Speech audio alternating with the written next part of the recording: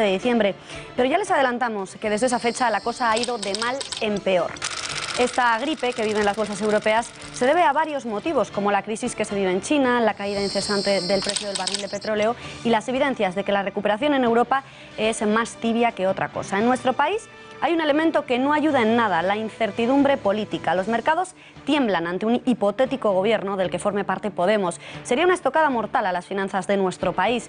Y por último, tampoco ayudan los mensajes que nos manda Bruselas, en los que se nos apremia, es decir, se nos obliga a seguir con los recortes. Hemos enviado a Europa unas cuentas que no cuadran, con lo que en 2016 tendremos que hacer recortes por valor de 10.000 millones. O eso, o nuevas subidas de impuestos. Y ante estas evidencias, las bolsas pues no son ajenas, Gonzalo. Estas son las 5 W. Vemos ya el resto de la actualidad. Más noticias en nuestro sumario.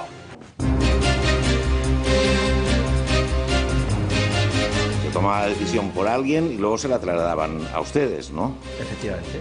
¿No? ¿Quién tomaba estas decisiones? El señor Matas. ¿En alguna ocasión se ha puesto en contacto con usted para que a su vez usted le trasladase a Gonzalo Bernal cuál tenía que ser el contenido de las actas? Por supuesto. Ya lo han visto, el objetivo era contratar a Urdangarín y a todo lo que viniera de él sin cuestionar el precio. Eran las órdenes de Jaume Matas a sus subordinados, según la declaración del que fuera director general de deportes en Baleares e íntimo amigo de los duques de Palma. Se llama Pepote Ballester, quien también ha confesado haber falseado actas para pagar a la Fundación Noos por trabajos que no se habían realizado. Todo ello en la segunda jornada del juicio, en el que tanto Iñaki Urdangarín como la infanta Cristina han vuelto a sentarse en el banquillo. Grave accidente al sur de Alemania en el que han fallecido al menos 9 personas y otras 150 han resultado heridas, 18 de ellas de gravedad. El siniestro se ha producido en un tramo de vía con un solo sentido, por lo que los dos trenes de cercanías han chocado frontalmente, provocando el volcado de varios vagones. Aunque aún se desconocen las causas del accidente, se sospecha que puede haberse tratado de un problema de mala señalización. Fuimos las primeras en caer, no me podían sacar de allí, tenía una masa de gente encima. Es el durísimo testimonio de Carmen, la única superviviente de su grupo de amigas en la tragedia del Madrid Arena. Sus emotivas declaraciones han protagonizado la 9ª sesión de la vista oral en la audiencia provincial de la capital de España, donde también ha declarado como testigos 3 familiares de las víctimas. Me di la vuelta y tenía lo que es la pierna en el suelo y una masa de gente encima. Hoy martes, tiempo de abordar una de nuestras secciones más esperadas, El Mundo en Guerra, donde analizaremos qué consecuencias puede tener el lanzamiento de un cohete por parte de Corea del Norte y compararemos similitudes y diferencias entre Al-Qaeda y el Estado Islámico. Todo ello de la mano del analista en seguridad y defensa Bruno Navarro. En los deportes, Juan Manuel Pérez Noya, buenas noches. ¿Qué tal? Buenas Bueno, noches. estamos en vísperas de que Messi pase finalmente por quirófano. ¿Qué se va a perder? Sí, bueno, ha pasado exactamente por una cirugía, no exactamente menor. ¿Ha pasado ya? Sí, ha pasado una litotricia para terminar de romper esas piedras en el riñón que tantos problemas le causaron en el pasado. No estará mañana en esa vuelta de semifinales de Copa del Rey ante el Valencia, pero bueno, es un trámite prácticamente eliminatoria más que solventada. En el Real Madrid también su noticia Gareth Bale y Marcelo. Sus problemas médicos sí parecen más graves y puede que no lleguen ante la Roma. En el tiempo de deportes ampliaremos toda la información.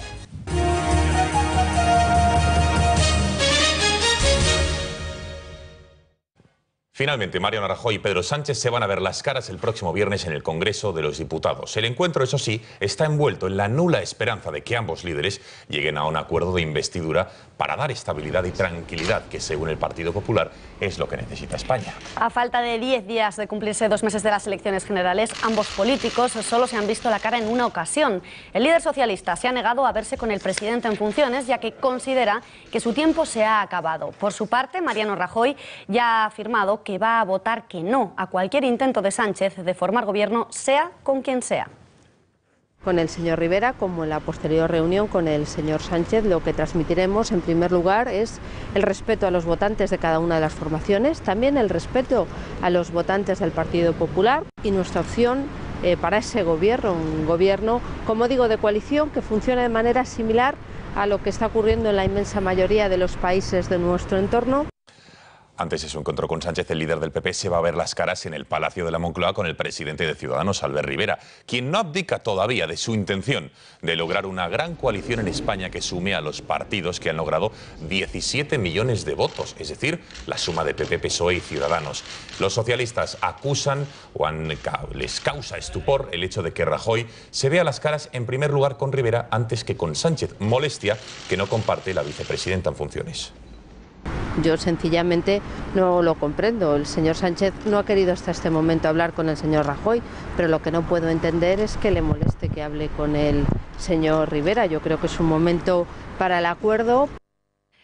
En paralelo a las reuniones de Rajoy con Sánchez y Rivera, los equipos negociadores de PSOE, Ciudadanos y Podemos siguen trabajando para intentar llegar a un acuerdo de investidura. Desde la formación naranja mantienen la esperanza de adaptar su contrato único, mientras que el Partido Morado insiste en derogar las reformas laborales. Nosotros creemos que eso tiene que cambiar y hemos hecho una oferta concreta. Entonces, nosotros vamos a intentar que este modelo de contratación que hemos propuesto, contratación estable, sea el que acordemos. Que tenemos que apostar por un gobierno de progreso que tenga claro que la justicia social y la derogación de las dos últimas reformas laborales y de la ley Mordaza tienen que ser palabras de orden para ese nuevo gobierno. Quien ha querido someter a más presión a Pedro Sánchez ha sido Íñigo Rejón, quien ha asegurado que el programa presentado ayer por los socialistas suena muy bien, pero le emplaza a tener compromisos claros y concisos en determinadas materias. Es decir, vuelven a marcar el tiempo, el guión y la pauta al PSOE. Que suena bien, pero eso no es nuevo, porque la música suele sonar bien. Lo que hace falta no es solo la música, es que después vaya acompañada de compromisos claros para que lo que es hermoso sobre el papel se convierta en políticas coherentes. Desde el Gobierno son claros y concisos. El ministro de Exteriores en funciones, José Manuel García Margallo, asegura que los mercados y los empresarios tienen miedo a un hipotético gobierno de Podemos. Yo entiendo que los empresarios tengan miedo a un gobierno en que esté Podemos, y realmente el programa económico que tiene es un programa muy poco acorde a los tiempos. Por su parte, Pablo Iglesias sigue hablando de sillas más que de propuestas. Su última idea es que Podemos e Izquierda Unida tengan más ministerios que el propio Partido Socialista, y para ello ha sacado la calculadora. Asegura, para probar su exigencia, que su formación y la de Garzón superan los 6 millones de votos por los 5,5 millones del Partido Socialista. De los escaños, es decir, el PSOE obtuvo 90 y 71 entre Podemos e Izquierda Unida, no dice nada. Creo que la clave de esa proporcionalidad a la hora de formar gobierno tiene que fundamentarse en los votos de la gente. Para nosotros el modelo de la Comunidad Valenciana es un ejemplo. Sobre un posible gobierno que incluya también a Ciudadanos, Pablo Iglesias ha asegurado que Podemos tiene más que ver con los separatistas de Esquerra que con la formación de Albert Rivera. Y en Ciudadanos, ¿qué dicen? Que ningún obstáculo es insalvable. En el caso del Partido Nacionalista Vasco, a pesar de que es un partido de historia conservadora, creo que han demostrado que defienden el estado del bienestar, y que hay muchas cosas que nos diferencian. Creo que en este caso podría haber un acuerdo. Con Ciudadanos yo tengo algunos puntos en común, pero creo que ellos han sido muy claros al plantear que hay que gobernar con el Partido Popular. Pero nosotros con el Partido Popular, Pepa, no vamos a ir ni a la vuelta de la esquina. Nosotros partimos desde el principio de que ningún obstáculo es insalvable y que se puede llegar a negociar y podemos llegar a acuerdos.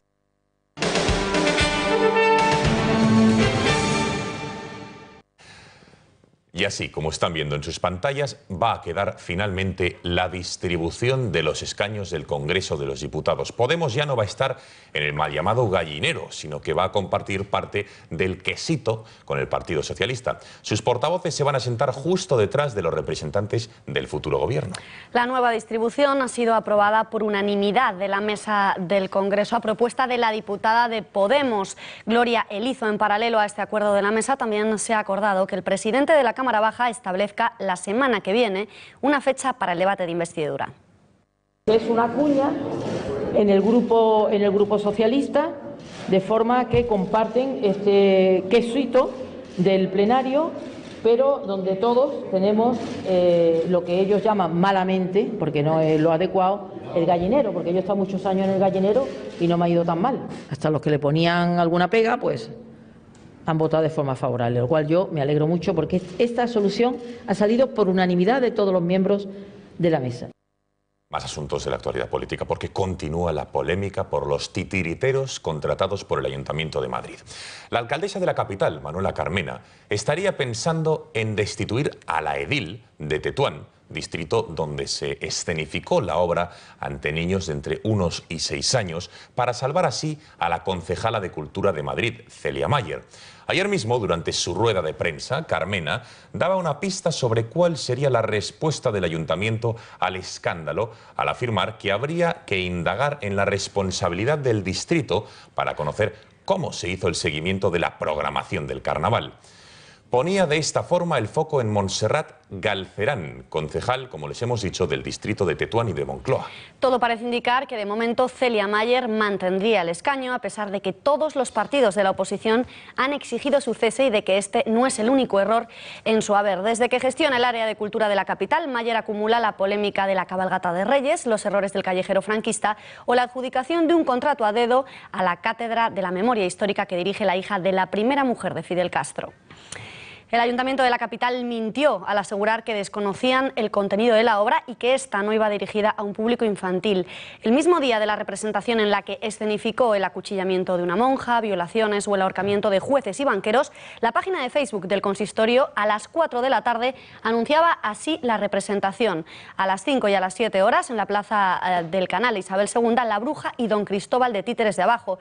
Ninguna referencia a su contenido o calificación por edad. Sin embargo, media hora antes del inicio de la obra, alguien del equipo del ayuntamiento advertía de que la representación era para adultos, desmintiendo así a la concejala de Cultura, que en su primera comparecencia aseguró desconocer el contenido de la misma, afirmando que la sinopsis recibida por su equipo no tenía nada que ver con lo que representaron los titiriteros en la plaza.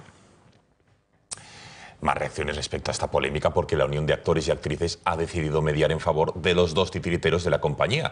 Lo han hecho a través de un comunicado en el que dicen situarse del lado de los artistas encarcelados, asegurando defender, y citamos textualmente, que la libertad de expresión y creativa de todos los artistas, sin excepción, por ser, dicen, un derecho consagrado en nuestra Constitución y en la Declaración de los Derechos Humanos, así como un principio que rige nuestras sociedades desde la Revolución Francesa. Por su parte, Willy Toledo también defensa de los titiriteros, como están viendo en sus pantallas. Publicando una carta en Facebook en la que aprovecha para atacar al que define como Estado español criminal, vinculando la actuación de la policía a la Brigada de Información franquista, recordando a José Antonio Primo de Rivera, arremetiendo contra la prensa apestosa a la que compara con una fosa séptica y comparando la encarcelación de los titiriteros con la bala fascista que mató a García Lorca. Nos vamos en directo hasta nuestra redacción. Ahí está José Javier Esparza. Esparza, ¿qué crees que hay detrás de toda esta polémica? Buenas noches. Buenas noches. Bueno, cuanto más sabemos acerca de este episodio, las convocatorias del propio ayuntamiento, las rectificaciones, etcétera, más va pareciendo que sabían perfectamente de lo que se trataba, que esa actuación formó parte del programa municipal pagado con dinero público, precisamente por su contenido ideológico, y que estamos simplemente ante una ofensiva ideológica más del equipo municipal de Madrid, que ya ha dado suficientes muestras de hasta qué punto es capaz de pasar por encima del sentido común con tal de ahondar en esa tarea que ellos consideran política de partir de la sociedad española en 2 o en más.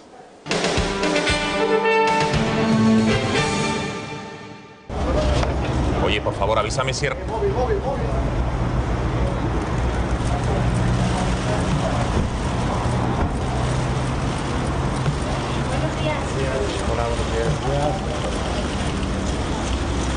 Segunda jornada del juicio por el caso Nos. A las 9:10 de la mañana, Iñaki Urdangarín y su mujer, la infanta Cristina, llegaban a la sala donde se celebra el juicio. Lo hacían a bordo de un coche con los cristales tintados y en apenas 15 segundos recorrían a pie el trayecto entre el coche y la sala. Con semblante serio y vestida de riguroso negro, ella, y con camisa y corbata azul, él, han saludado con un buenos días a la prensa que allí les esperaba para acceder rápidamente al edificio. Una llegada que han realizado sin la compañía de sus letrados, que van a acudir durante el día a sus declaraciones. Vaya a Palma durante los próximos días. Iré a Palma, muy concretamente el día del interrogatorio de la infanta. Se tomaba la decisión por alguien y luego se la trasladaban a ustedes, ¿no? Efectivamente. ¿No? ¿Quién tomaba estas decisiones? el señor Matas. El objetivo era contratarles, no se dudó en el precio. ¿Contratar a quién? ¿A Iñaki Urdangarín? Por supuesto, y a todo aquello que viniera de él. Lo acaban de escuchar, el objetivo era contratar a Urdangarín y a todo lo que viniera de él sin discutir el precio. Eran las órdenes de Jaume Matas a sus subordinados, según ha confesado hoy el que fuera director general de Deportes de Baleares entre 2003 y 2007 y primer arrepentido del caso NOS, Pepote Ballester, quien también ha admitido haber falseado actas para aprobar el pago a la Fundación NOS, aunque no hubiesen realizado los trabajos. Todo ello, por cierto, por orden directa de sus superiores. Bueno, en fin, graves acusaciones del que fuera íntimo amigo de los duques de Palma, que se suman a las de su ex socio Diego Torres, quien afirma que si supiera ahora todo lo que sabe, jamás volvería a asociarse con el marido de la infanta. Torres ha rechazado además que tenga pensado alcanzar ningún pacto fiscal. Evidentemente, si yo ahora, con la información que tengo, volviera a empezar, de ninguna manera me asociaría con don Iñaki Urdangarín, siendo una bellísima persona, pero es que de ninguna manera. ¿Y usted estaría dispuesto a negociar una confesión de culpabilidad con la Fiscalía para reducir los años de condena? En este momento le piden 16 años de cárcel. La verdad es que no. Es que, mire, sinceramente, no tendría la postura que tengo si no tuviera muy claro lo que sucedió y y supiera que tengo todas las pruebas, toda la documentación que lo puede probar. La pregunta que hoy se hacen todos los españoles es ¿a qué escenario judicial se enfrentan tanto Iñaki Urdangarín como la infanta Cristina? Hemos querido preguntárselo al director de Gaceta.es, Kiko Méndez Monasterio, y al periodista Juan Ernesto Fluger. Suceda lo que suceda con la infanta, el daño principal ya está hecho. La infanta Cristina no ha renunciado a sus derechos de sucesión y por lo tanto la condena o la absolución que obtenga manchará bastante a la corona. También pesará ahí mucho los esfuerzos, los torpes esfuerzos que tanto la Fiscalía como la Abogacía del Estado han hecho para defender a la infanta. Sin embargo, lo que deberíamos quedarnos es que hoy la infanta Cristina, una infanta de España, está sentada en el banquillo. Diego Torres acompañará a Iñaki Urdangarín en la condena que pesará al final del proceso del caso NOS. Es evidente, como se ha señalado, que todo el esfuerzo hecho por determinados grupos de presión para exculpar a la infanta salvarán también de entrar en prisión y de una condena que la lleve a prisión a la mujer del socio del duque de Palma. Ahora nos quedará por ver nada más a cuánto ascenderá esa pena que al final repartirán y cargarán por partes iguales entre Iñaki Urdangarín y Diego Torres.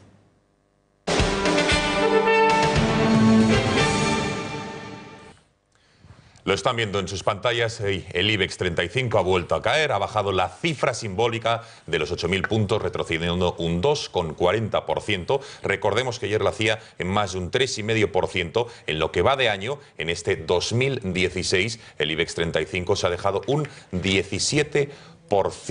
En lo que, insisto, llevamos del mes de enero y en el mes de febrero. ¿Por qué están cayendo las bolsas? ¿Por qué el IBEX se ha dejado un 17% en este mes y 10 días que llevamos? ¿Es coyuntural? ¿Es local? No es único en España. Para analizar los motivos y lo que puede durar esta situación, contamos con la presencia en el plató del economista José Rizán. Señor Rizán, buenas noches. Hola, muy buenas noches. Gracias por estar con nosotros. Bueno, ¿qué está ocurriendo con el IBEX 35? Porque hoy ha vuelto a bajar, ha caído más allá de los 8.000 puntos, lleva recortes del 17% aproximadamente en este 2016. ¿Qué ocurre exactamente para que los espectadores lo entiendan? Bueno, pues con la caída de las materias primas a nivel global, todos los países productores de las mismas, fundamentalmente el mundo emergente, han entrado en situaciones pues, de recesiones, con unos cuadros macroeconómicos de claro parón y con unas finanzas públicas pues, que ante la caída de ingresos por toda la caída de los precios de las materias primas... Sobre todo el petróleo, ¿no? Sí, ¿entendemos? El petróleo y casi todos los minerales y metales, ¿no?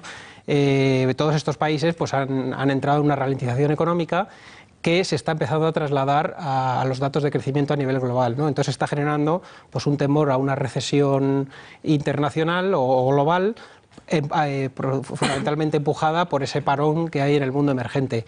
Y por otro lado, todos estos países, sobre todo las empresas mineras y las empresas petroleras, tienen una fuerte exposición a los balances de los bancos. los bancos han dado grandes préstamos, han hecho grandes emisiones de obligaciones y de deuda para este tipo de compañías, y muchas están en los balances de las entidades, y se espera que con estos precios de las materias primas pues sufran pérdidas todas las entidades bancarias, y el IBEX 35 tiene un gran peso en el sector bancario en su ponderación, y además tiene un gran peso en el mundo emergente vía Latinoamérica, fundamentalmente con Santander, BBVA, con una enorme presencia pues en Brasil, México, ¿no? Fundamentalmente. Entonces, esa conjunción de temores a una recesión mundial, temores a una nueva crisis bancaria por la exposición a todo el mundo de las mineras, petroleras, etc., está lastrando el conjunto de bolsas a nivel internacional. Señor Lizana, ¿hasta qué punto la incertidumbre política está afectando a las bolsas y a los mercados en nuestro país? Bueno, yo creo que de momento no está afectando, y me explico. El DAX lleva un 18% abajo, el IBEX lleva un 17% abajo, el Eurostoxx lleva un 16% abajo, el CAC 40 lleva un 15% en 2016.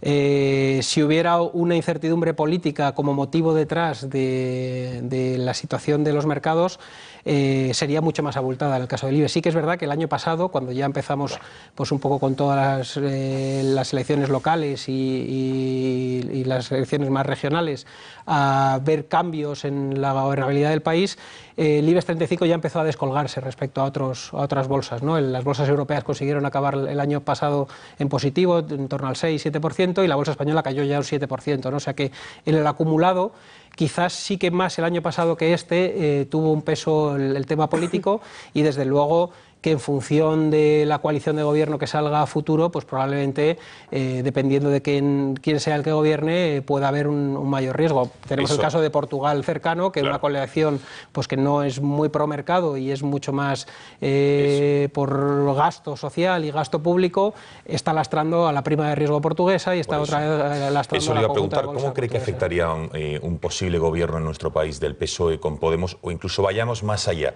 si hubiese nuevos comicios en nuestro país y si las encuestas siguen así, un gobierno liderado por Podemos? ¿Esto los mercados lo notan, lo afectan? ¿Cómo reaccionan? Desde luego que a priori el entrar un partido con una idea rupturista de lo que son los estándares de mercado y del capitalismo de mercado que todos conocemos, a priori tendría un impacto, seguro. Eso yo creo que va a ser así, lo tuvo en Portugal y muy probablemente lo tendrá en España si sucede un gobierno liderado por Podemos, porque al final las propuestas de estos partidos son en contra del capitalismo, en contra de pues, los estándares del capital, y el capital lo primero que hace es huir y castigar, ¿no? Y muy probablemente, si esto sucede, la reacción sea negativa en los mercados.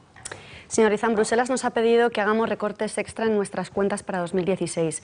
¿Esto las bolsas lo notan? ¿Les afecta de alguna manera?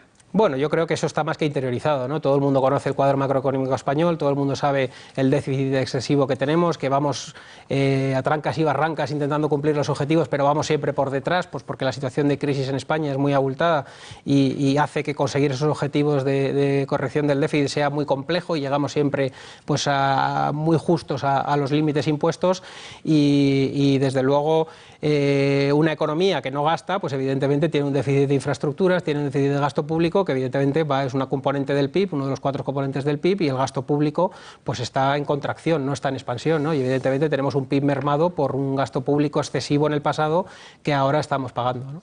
Queda clarísimo, señor Izan. Muchísimas gracias por haber estado en este informativo y muy buenas noches. Igualmente.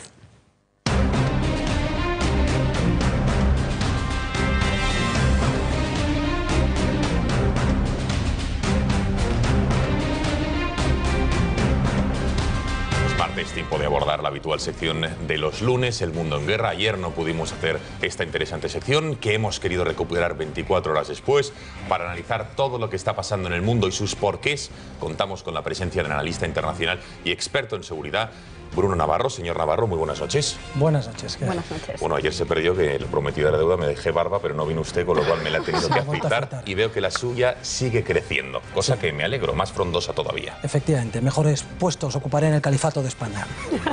Bueno, señor Navarro, nos vamos en primer lugar, antes de hablar del califato, hasta Corea del Norte, porque el país comunista ha lanzado un nuevo cohete de largo alcance. Se estima, y cito textualmente, que tiene un rango de más de 10.000 kilómetros, lo que bastaría para llegar a Estados Unidos. ¿Qué busca o qué pretende Corea con este lanzamiento? Bueno,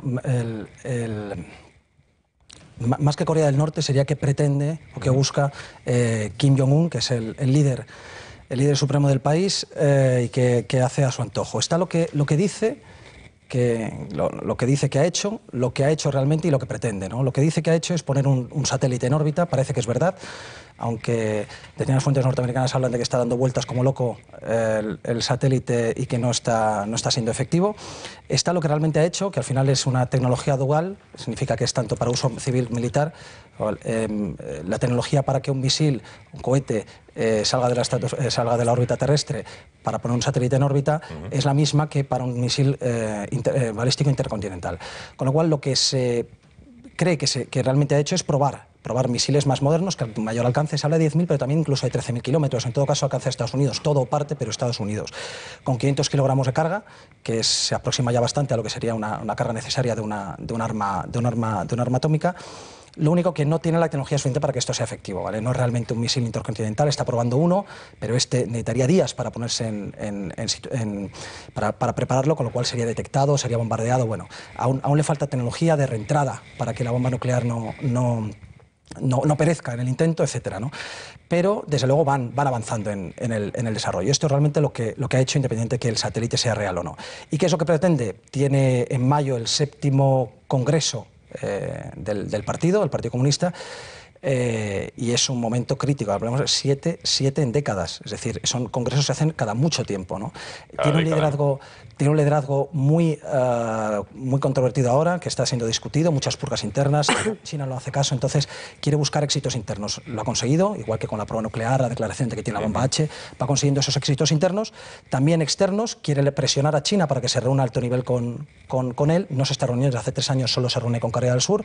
Esto hace mucho daño. Ha intentado en diciembre y en enero que se reúnan, no lo consigue. Con esto igual lo consigue. Cierto es que China públicamente ha llamado a consultas a su embajador en Pyongyang, pero es posible que después acepte que ya llega el momento de reunirse, o va a ir la escalada mayor. Y básicamente son esas dos, el consumo interno y el externo hacia China. Señor Navarro, la comunidad internacional, con Estados Unidos, la ONU y Japón a la cabeza, han condenado este acto, pero ¿a qué espera Occidente para dejar atrás las palabras y actuar decididamente contra esta amenaza norcoreana? Bueno, medidas se han ido tomando, ¿vale? Medidas se han ido tomando. La ONU tiene una batería de medidas que estamos viendo que son muy efectivas, como la prohibición de trabajar en armas nucleares, lo está haciendo, la prohibición de trabajar en misiles balísticos, lo está haciendo, la prohibición de viajar al extranjero de determinadas personalidades y organizaciones, bueno, les da igual, no viajan y ya está, y la prohibición de importar material, equipamiento de lujo, ¿no? Bienes lujo, más no se puede porque bastantes hambrunas pasa ya la población de allí.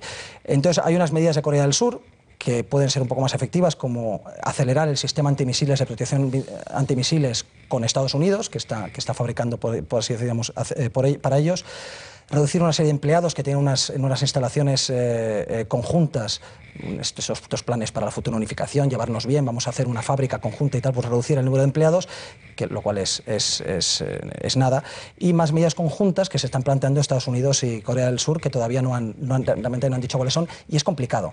Como estoy diciendo, ¿cuánto espera la comunidad internacional? El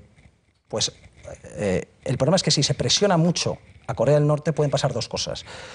Una, que se colapse, con lo cual los millones de refugiados que absorbería China, que sigue siendo su aliado y sobre todo, más que aliado, es un aliado incómodo, no quiere que eso ocurra, y Corea del Sur también sería afectado por ese colapso del régimen, o la huida hacia adelante, que es muy probable, vista la actitud del régimen de Corea del Norte, que están locos, y sería muy fácil que apretaran el botón y empezara una guerra nuclear.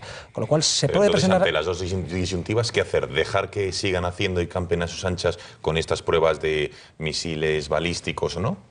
No solo eso, también todas las entradas en espacios aéreos y espacios marítimos esta misma semana, entradas de lanchas, de submarinos, de barcos, incluso inserción de agentes secretos y operaciones especiales en territorio surcoreano, etcétera, etcétera. Esto lo llevan haciendo décadas y no se pone freno, pero por esto. Es decir, ¿cuál es la alternativa? La alternativa es muy difícil, nadie se pone de acuerdo, y sobre todo el gran apoyo de China. Claro. Bueno, volvamos a nuestro país, si le parece bien, señor Navarro, porque la policía ha detenido, como bien sabe, a 7 personas por pertenecer supuestamente a una red de terrorismo islamista. Ha sido en España, según el Ministerio del Interior, enviaban explosivos y armas a organizaciones terroristas en Irak y también en Siria. que lo camuflaban entre ayuda humanitaria, parece ser, ¿no? ¿Quiénes eran? ¿De dónde eran? ¿Y cómo actuaban exactamente, señor Navarro? Pues oficialmente eran sirios, jordanos y marroquíes. O sea, no eran españoles. Sirios, jordanos y marroquíes originariamente, pero, y he aquí lo gracioso, de los 7, 5 tenían ya la nacionalidad española. Los 7 vivían legalmente en España y 5 de ellos tenían nacionalidad. Es previsible pensar que los otros 2 la obtendrían en los próximos meses, semanas o años, ¿no? Entonces, al final, esto nos da mucho que pensar sobre cuál es la causa de estos problemas y cómo se podían haber evitado, que básicamente si estas personas no hubieran estado aquí.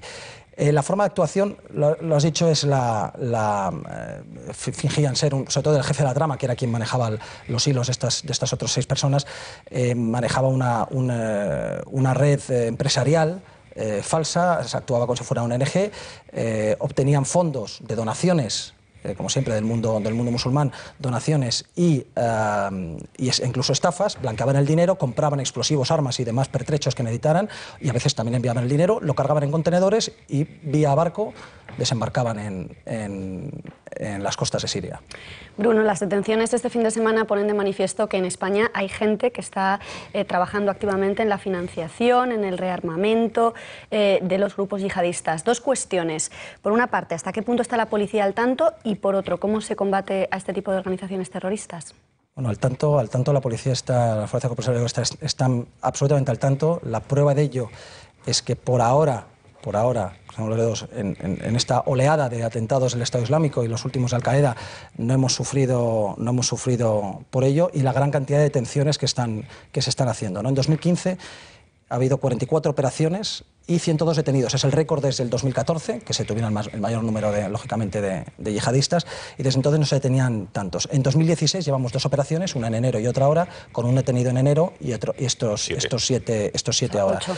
El problema no lo tiene la policía, lo tiene la amenaza interna. Es decir, cuantos más tengamos en España, cuantos más inmigrantes, refugiados o pseudo-refugiados, por lo que yo hemos dicho siempre, que no, los que vienen aquí con estatus de refugiados realmente no son refugiados, lo eran cuando salieron de su país de conflicto y cuando cruzaron la frontera. A partir de ahí, su traslado a otros lugares voluntario es un traslado en busca de mejoras económicas. Pues mientras sigamos abriendo la puerta, tendremos los mismos problemas y mayores que los que han sufriendo el resto de los países europeos. ¿Y cómo se hace la lucha? La lucha la hace, la investigación la lleva a cabo la unidad policial o la Guardia Civil que tenga los primeros datos e investigue. Va a ser quien lleve esa investigación. Lo único que el CITCO, del que hablamos el otro día, el Centro de Inteligencia contra el Terrorismo y el Crimen Organizado, centraliza esa información para darle a la organización que esté realizando la investigación todos los datos, no solamente los que ya tiene, sino los que tienen todos los demás.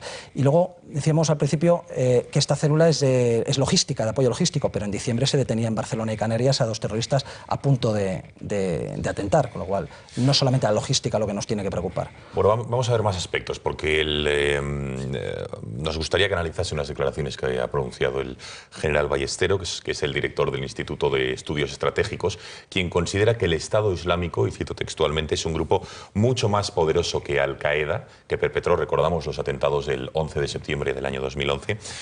¿Son comparables las dimensiones o la peligrosidad, hablando claramente, de ambos grupos terroristas, el de Al-Qaeda en el año 2001, y el del Estado Islámico en el 2016? Sí, son 2 caras de la misma moneda. A fin de cuentas, el Estado Islámico nació de Al-Qaeda o tuvo su fundación como filial de Al-Qaeda hasta que cayó en desgracia y se separaron. Pero la ventaja del Estado Islámico, dentro de que son grupos terroristas de ámbito internacional, la ventaja del Estado Islámico es que dispone de un Estado, con lo cual eso le da unos ingresos, le da una fuerza además de atracción tremenda en todo el mundo. Esa es su fuerza, como hemos dicho siempre. La fuerza de Al-Qaeda es que no tiene que defender un territorio, porque ahora el Estado Islámico básicamente se centra en defender su territorio, en ensancharlo si puede, en vivir ese califato y en la medida en que puede atentar en el extranjero. Pero muchos de sus medios y sus esfuerzos se centran en defenderse. Al-Qaeda no tiene que defender territorio alguno, se puede dedicar esencialmente a atentar. El general Ballesteros muy inteligentemente ha utilizado el término más poderoso, pero no ha dicho más peligroso. Peligroso son exactamente iguales y para España pueden serlo. Hay que recordar que los atentados en Francia en enero, en los atentados de Charlie Hebdo, fue Al-Qaeda en la península arábiga.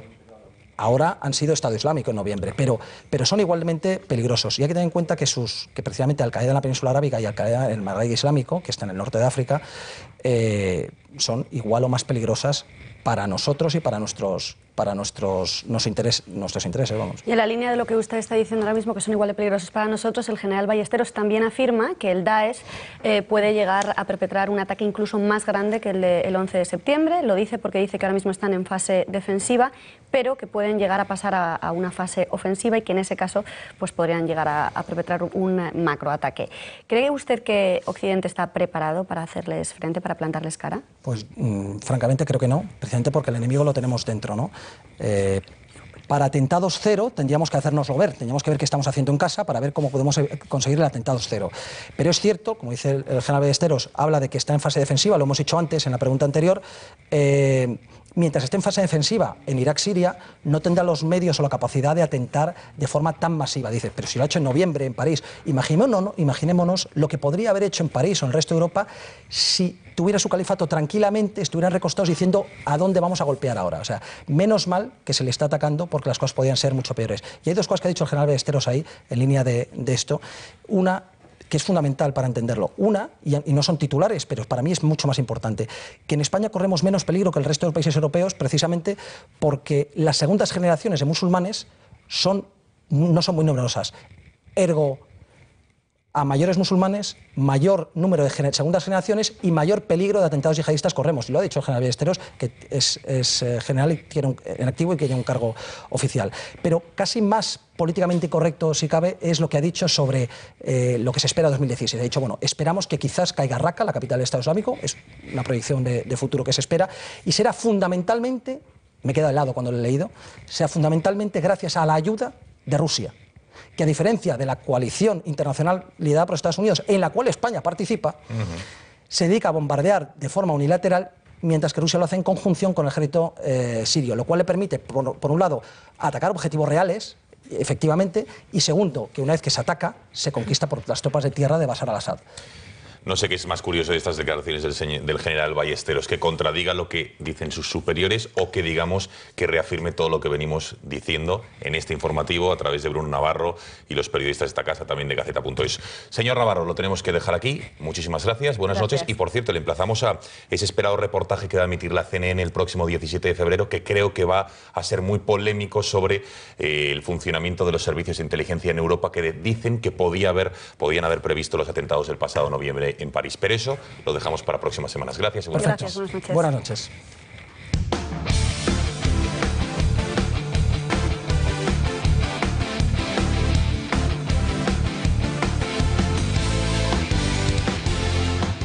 Y en los deportes, Juan Manuel Pérez, buenas noches de nuevo. Buenas noches. Bueno, una nueva lesión en el Real Madrid. Marcelo baja, ¿eh? Sí, efectivamente, ya se temía, ya se vio ante el Granada ese choque que sufrió el lateral izquierdo madridista. Bueno, pues se temía que su recuperación fuera más larga de lo pensado. Estamos viendo cómo sufría después de ese choque con Saccé. Se quejaba Sandoval supuestamente de que fingía Marcelo. Pues no fingía, tiene una subluxación en el hombro derecho, la misma lesión que tantos quebraderos de cabeza le ha dado a Sergio Ramos esta temporada. Y ojo, porque seguramente no podrá estar el próximo 17 de febrero ante la Roma. Ese mismo partido tampoco estará, por lo que parece. Gareth Bale sigue entrenando, sigue intentando recuperarse de esos problemas en los isquios de su pierna derecha. Se lesionó hace ya bastante tiempo, precisamente en el Santiago Bernabéu contra el Sporting de Gijón. Bueno, pues sigue todavía convaleciente de esta lesión. Tampoco parece que llegara a la Roma. Habrá que intentar, los servicios médicos del Real Madrid, recuperar a ambos jugadores para el 27 de febrero en Liga ante el Atlético de Madrid. Hoy, en Punto Pelota, el profesor Martín estará hablándonos mucho más en profundidad de estas dos lesiones. Al respecto del Real Madrid se habla acerca de si podría ceder o no su estadio para una hipotética final de Copa en la que parece que está claramente clasificado el Barcelona. Hoy Luis Enrique, en una previa de esa vuelta de semifinales ante el Valencia, ha hablado y ha dicho que le importa muy poco dónde se juega esa final.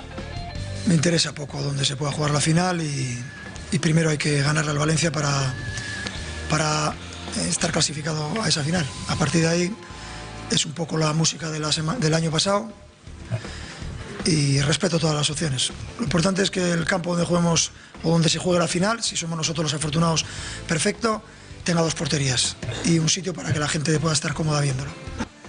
Bueno, vamos a ver las imágenes de la salida de Messi. Se intuye, no se le ve perfectamente, pero este es Messi saliendo de esa clínica donde esta mañana se ha sometido en Barcelona a una litotricia para solucionar sus problemas renales. Otros problemas que existen en el FC Barcelona son relativos a Neymar. Recordemos, este pasado fin de semana, en el cumpleaños del brasileño, el padre y también agente de Neymar salió y agredió a varios periodistas. Se lió bastante fuerte en los alrededores de ese restaurante donde se celebraba el cumpleaños. Bueno, pues hoy Don Balón, un medio catalán de esta información, un toque de atención de Neymar a su propio padre, diciéndole que todas estas actividades, estos arrebatos le perjudican. Bueno, seguimos con el FC Barcelona. Vemos ahora a Sergio Busquets, ha concedido una entrevista a la ESPN y ha dicho que los únicos que le pueden sacar del Barcelona son su mujer y Guardiola. Ojo, porque puede que dentro de poco veamos a Sergio en el Manchester City. Solo hay dos personas que me puedan cambiar la decisión de estar aquí, que una es mi mujer y a día de hoy pues es de aquí y es del Barça, o sea que no creo que haya problema. Y a nivel deportivo, pues la otra persona sería Guardiola. Está claro que le debo mucho y para mí pues trabajar con él otra vez sería un honor, pero él sabe que mi club es este, él también su club es este y sabe que lo mejor para mí y para el club es que esté aquí y no creo que me lo vaya a pedir. Bueno, pues nuestro club es Punto Pelota y hoy aquí en este plató se sentará Alejandro Blanco, el presidente del Comité Olímpico Español. Estará con todos nuestros contertulios, además os voy a citar ya: Gonzalo Beatriz, Ulises Sánchez Flor, Pedro Pablo San Martín, Roberto Gómez, Gonzalo Miró, Ramón Fuentes y Juan Gato. Tertulión, desde luego, programón. Como siempre. Gracias, Juan Manuel. Muchas gracias. Estamos, como siempre, informados en Gaceta.es y en puntopelota.es, pero antes nos vamos a ir con un divertido vídeo que está arrasando en Internet. Una madre intentando vestir a sus 4 hijos, unos trillizos, y su hermano mayor de apenas 2 años. Van a ver el divertido momento y desesperación de la madre ante tanto movimiento de los pequeños. Ya lleva más de 55 millones de reproducciones en Internet. Estén atentos, señores. Muchísimas gracias por su confianza. Ya lo saben, la información vuelve mañana puntualmente a las 8 de la tarde. Que pasen una muy buena noche. Adiós.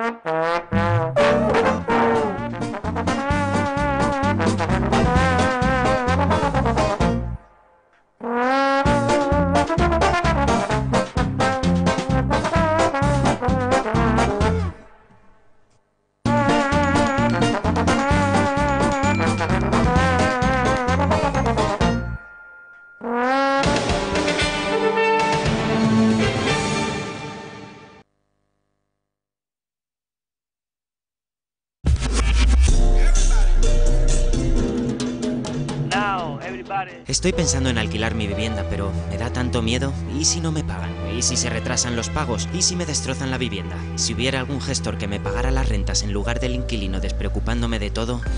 Somos la única empresa del mercado cuyo grado de implicación en la gestión del alquiler llega hasta el punto de pagar directamente y sin ningún retraso a los propietarios las rentas de los inquilinos a los que seleccionamos. Agencia negociadora del alquiler, el alquiler sin riesgos.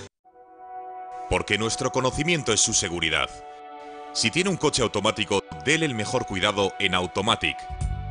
Hacemos el mantenimiento y reparación de su cambio automático. Tú conducirás más tranquilo, ellos más seguros. Automatic, expertos en cambio.